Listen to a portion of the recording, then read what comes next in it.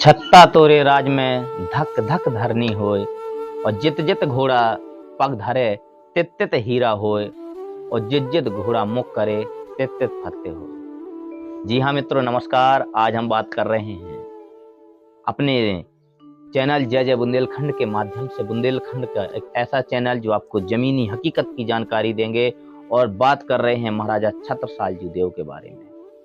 छोटी सी उम्र में एक ऐसी सेना तैयार करके कि दुश्मनों को छक्के छुड़ा दे।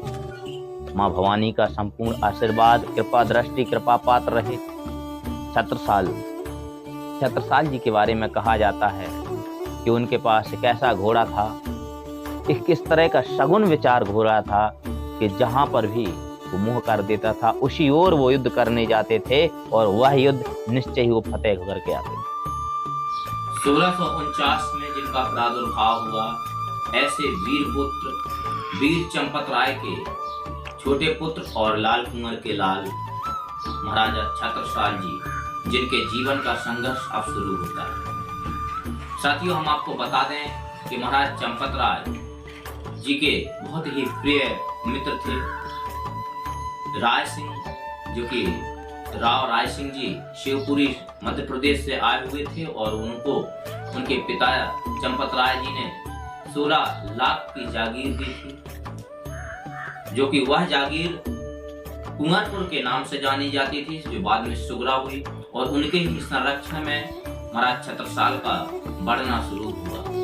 शिशु अवस्था से शैशव अवस्था की ओर उन्हीं की देखरेख में हुए, और यह संघर्ष के दिन भी उन्हीं की देखरेख में शुरू हुए, और उनके साथ में उनके पुत्र दीवान शक्ति सिंह भी रहे।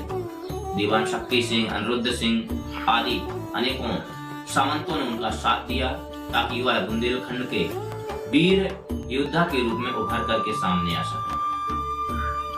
साथ ही इसके बाद उन्होंने चढ़ाई कर दी सेहरा के राजा कुंवर सेन के ऊपर। जो कुंवर सेन थे, कुंवर सेन धनेले, उन्होंने छत्रसाल के पिता चंपत राय के साथ धोखा किया था, विश्वासघात किया था। उसी बात से रुष्ट थे राजा छत्रसाल, और उन्होंने चढ़ाई कर दी सेहरा के ऊपर। कहां बुंदेलखंड के बुंदेली सेना के सामने टिकने वाले थे धनेले कुंवर सेन, और इतना ही नहीं, उस युद्ध में कुंवर सेन को पीछे भी आना पड़ा। पीछे आने के बाद उन्होंने वह लड़ाई फिर अपने किले के ऊपर से लड़नी प्रारंभ कर दी। लड़ाई में राजा छत्रसाल क्या देखते हैं कि एक राजकुमारी किले के ऊपर से तीर बरछी चला रही है। एक योद्धा, एक वीरांगना, जिनको देख करके राजा छत्रसाल को भी सोचना पड़ा कि ऐसी वीर भूमि वास्तव में वीरों की भूमि है, लेकिन उन्होंने वह युद्ध रोका नहीं और युद्ध लड़ते ही रहे। आपको बता दें, वह वीरांगना कोई और नहीं थी, कुंवर सेन की ही भतीजी थी, जो दान कुंवर थी।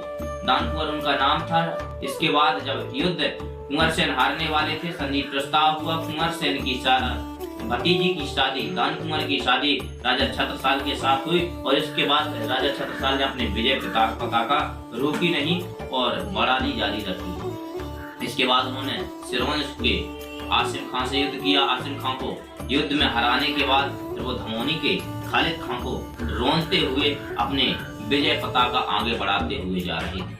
लेकिन दूसरी ओर ही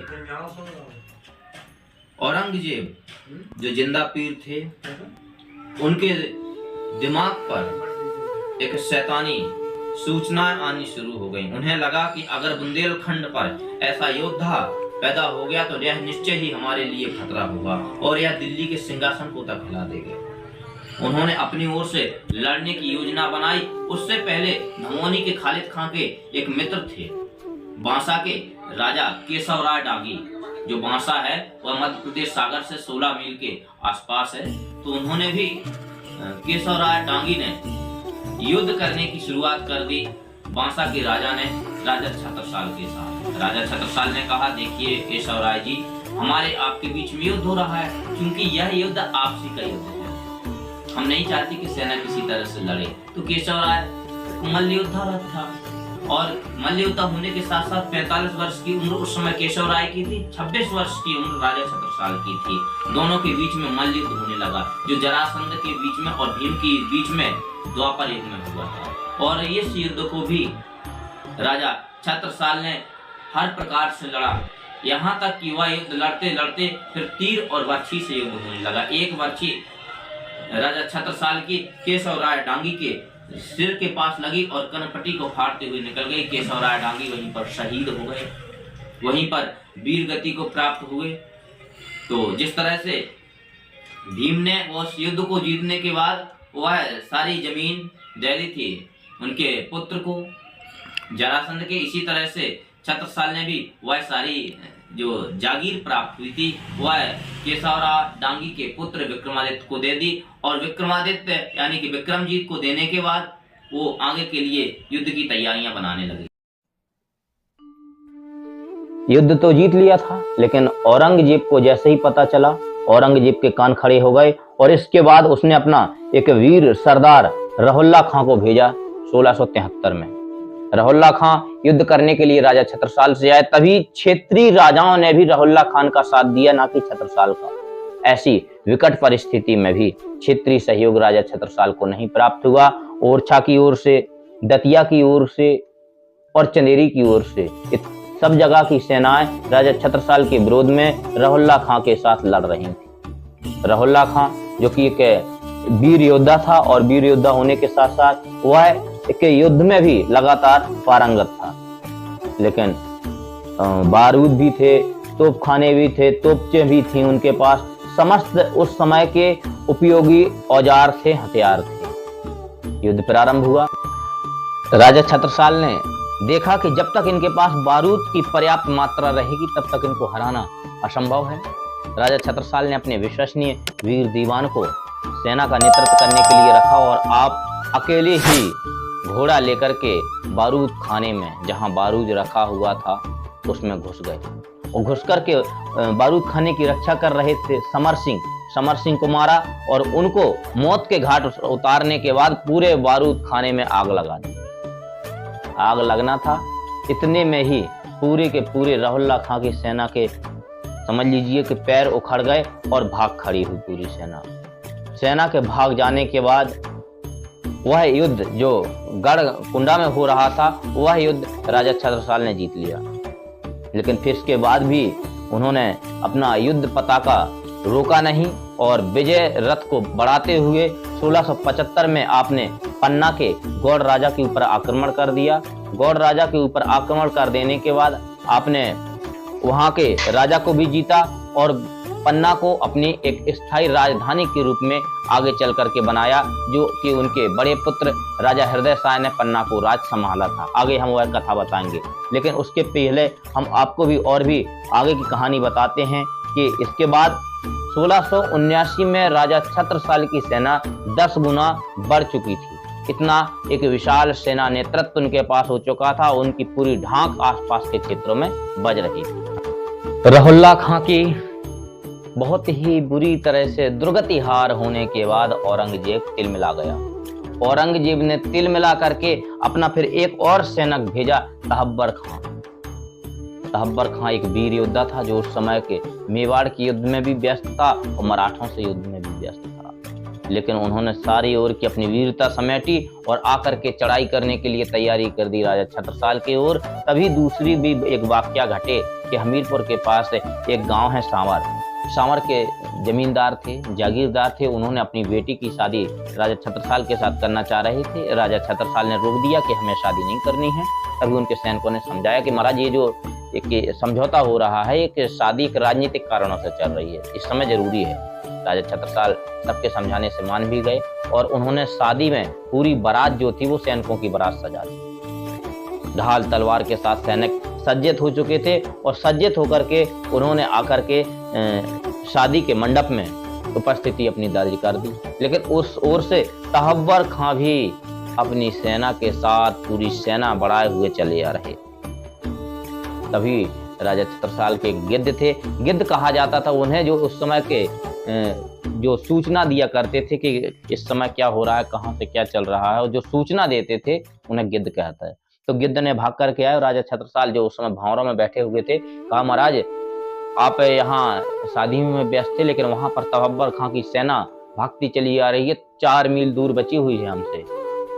राजा छत्रसाल ने तलवार खींच ली, लेकिन उनके वीर सैनिक ने समझाया महाराज इस समय तलवार खींचने की आवश्यकता नहीं है, आप अपनी बारात में बैठिए, शादी में बैठिए, हम जाकर के युद्ध करते हैं। इतना कहना था कि उन्होंने वीर सैनिकों ने, वीर सेनापतियों ने उनकी सेना का नेतृत्व लिया और लेकर के आप युद्ध के लिए चल गए। उधर से तलवारें चल रही हैं, इधर से पंडित जी के भांवरों के वेद मंत्र चल रहे हैं और इधर राजा छत्रसाल की भांवरें पड़ती रही, उधर युद्ध का डंका बजता रहा। और जैसे ही 7वीं भांवर पूरी हुई, राजा छत्रसाल ने म्यान से तलवार खींच ली और वीर बुंदेला ने युद्ध की ओर कूच कर दिया, युद्ध मैदानों की समर भूमि की ओर। जिस तरह तहब्बर खां की सेना लड़ रही थी, उसी तरह उनके वीर सैनिक लड़ रहे थे, लेकिन राजा छत्रसाल भी इधर से पहुंच गए। अब बीच में फंस गए तहब्बर खां। तहब्बर खां को भागने के लिए जगह नहीं मिली, बेचारे को रौंद करके रख दिया। किसी तरह तहब्बर खां भागा और आधी कुची सेना लेकर के वहां से भाग निकला। तभी वहां के जो कवि हैं, जो क्षेत्रीय कवि हैं, उन कवियों ने कहा भी है, अनी बनी दो बन आई, दो बरी करी मनमाई, इते भांवरे बजे सुहाई, और उते तुरकन संग मची लड़ाई। यानी कि अनी बनी, अनी यानी विजयी तिलक वो भी लिया, और बन्नी यानी कि दुल्हन को भी, दोनों को बर लिया। और इधर भांवरे पड़ रही हैं, सुहानी सहनाई बज रही है, तो उधर तुर्कों के साथ युद्ध चल रहा है। इस तरह से अनेकों वीर गाथा क्षेत्रीय लोक कवियों ने कही है राजा छत्रसाल के लिए भी, और भी अनेकों उनके बहुत ही अच्छे कवि हैं, उन्होंने भी लिखा है कि शिवा को सराहों या तराहों छत्रसाल को। इतनी अच्छी उनके कवियों को सम्मान देते थे राजा छत्रसाल। चलिए फिर आगे उन्होंने जैसे ही वापस लौटने की तैयारियां की, तो वापस आते समय भी भगोड़ा तहब्बर खां वापस नहीं भागा, उनके साथ सेना थी। सेना आकर के उन्होंने रामपुर में फिर से युद्ध की धाक बजा दी, लेकिन वहां पर फिर राजा छत्रसाल ने उनको रौंद करके रख दिया। इसके बाद फिर राजा छत्रसाल चढ़ गए एक पहाड़ पर, वहां से उन्होंने सेना का मुआयना करना चाहा। उसी बीच में उन्होंने थोड़ी सी चूक हो गई कि वो समझ नहीं पाए। एक पहाड़ के ऊपर अचानक तहब्बर खां ने फिर किसी तरह से उन्हें घेर लिया। राजा छत्रसाल की जैसे ही नजर पड़ी, उन्होंने युद्ध करना प्रारंभ कर दिया, लेकिन इनकी पूरी सेना नीचे थी। 3 सेनापतियों ने जैसे ही पता चला, तो तीनों उनके प्रमुख 3 सेनापति उस समय थे, तीनों ने युद्ध के मैदान में आगे आना प्रारंभ कर दिया, उनसे लड़ना शुरू कर दिया। तहब्बर खां की सेना और सेनापतियों के बीच में, उधर से फिर से वो बीच में फंस गए। लेकिन इस बार राजा छत्रसाल ने ऐसी मार दी तहब्बर खां को, तहब्बर खां भाग करके सीधा अजमेर पहुंचा और दोबारा युद्ध करने के लिए राजा छत्रसाल के सामने। लेकिन मित्रों, वह जो वीर सैनिक थे, तीनों सैनिक वहां पर शहीद हो गए। तभी से उस पहाड़ी का नाम शहीदी चौपड़ हो गया।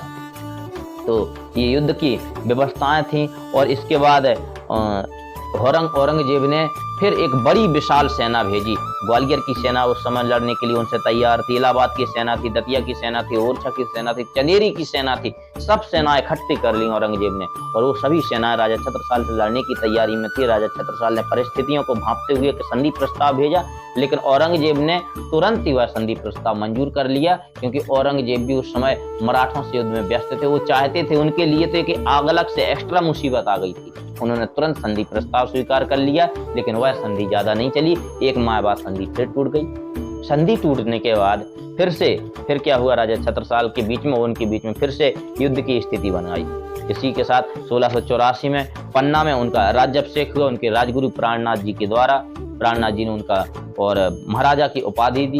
उपाधि देने के बाद राजा छत्रसाल ने पन्ना से रह करके अपना नेतृत्व किया। इससे पहले उन्होंने अपनी छावनी मऊ सहानिया बनाए हुए थे, मऊ सहानिया से युद्ध का नेतृत्व कर रहे थे। इसके बाद उन्होंने पन्ना से नेतृत्व करना शुरू किया। आगे भी मित्रों हम अगले भाग में आपको बताएंगे, भाग ज्यादा बड़ा ना हो इसलिए आगे हम बताएंगे। उनके 2 पुत्र थे, बड़े का नाम हृदय साज, छोटे का जगत राज, और एक उनकी पुत्री थी मस्तानी, जिनके विषय में हम पूरा विस्तार से अब अगले भागों में आपको विवरण देंगे। तब तक के लिए आप सब चैनल को सब्सक्राइब कर लीजिए, लाइक कर दीजिए, शेयर कर दीजिए। जय जय बुंदेलखंड चैनल है, यह आपके और हमारे जमीनी हकीकत और जमीनी योद्धाओं का चैनल है, जिसके विषय में हम आपको अवगत कराते रहेंगे। तभी के लिए सबसे जय जय बुंदेलखंड, जय कुंवरपुर।